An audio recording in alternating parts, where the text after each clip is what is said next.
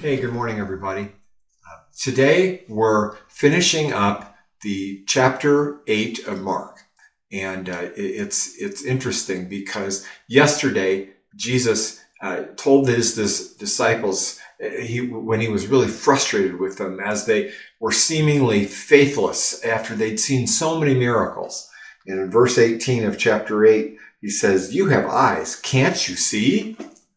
And so in this very next section, Mark tells us about an encounter that Jesus has with a blind man who Jesus heals in a very unique way. He heals him in two phases. He first touches the blind man's eyes, and in verse 24, and the blind man, it says, looked around. He says, yes, he said, I see people, but I can't see them very clearly.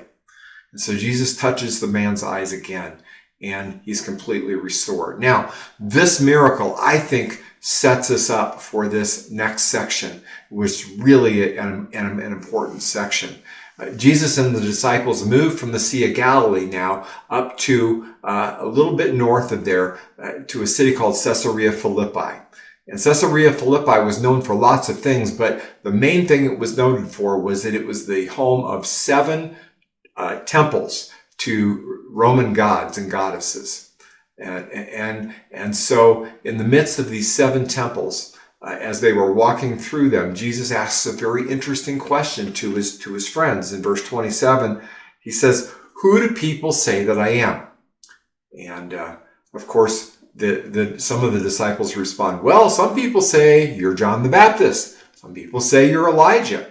And both of them would have had to be people, they were dead and come back to life.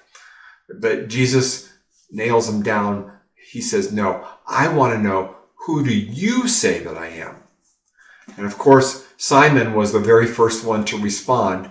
And in verse 29, he says, Jesus, you are the Messiah. You are the Messiah. Now, I think that at first glance, we would think that Jesus would be elated at Peter's response to this. But I think that Jesus knows that Peter's a little bit like the blind man, that this is maybe phase one vision. It's a partial and incomplete vision.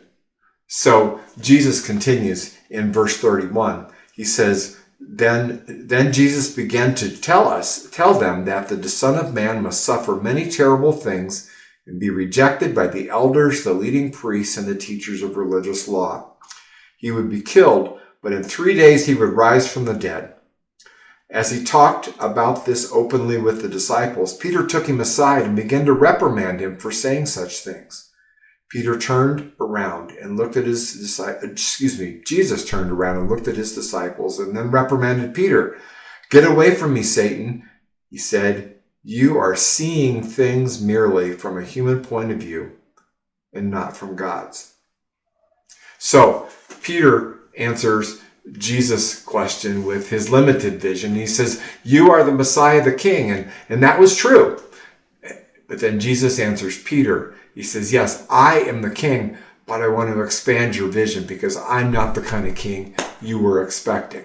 A little bit later, he goes on and he says, "If any of you wants to be my follower, you must turn from your selfish ways, take up your cross and follow me. If you try to hang on to your life, you will lose it. But if you give up your life for my sake and for the sake of the good news, you will save it. And what do you benefit if you gain the whole world but lose your own soul? Is anything worth more than your own soul?" Jesus tells Peter, "You're right. I am the Messiah, but you only have part of the vision, partial vision. To see life even more clearly, you must understand that I've got to die. And if you want to be my follower, you must give up your life too." Jesus was telling them that the most powerful force in the universe is not military power or political power or educational power or the power to coerce others to do what you want them to do. Jesus says, no, I will change the world through authentic, sacrificial, and unconditional love. And on that kind of love, I will build my community of people. I will build my church. And nothing in this world. Not even death itself will be able to tear it down. That's the greatest power that there ever is. But it's so countercultural. So here's what I want to challenge you with today.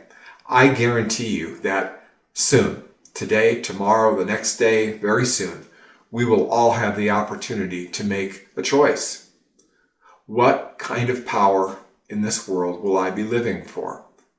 Will I follow the world's values or will I follow Jesus' values?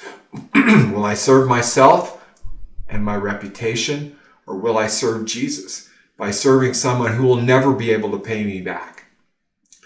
May Jesus open our eyes more completely to see the world as he sees it, as he created it.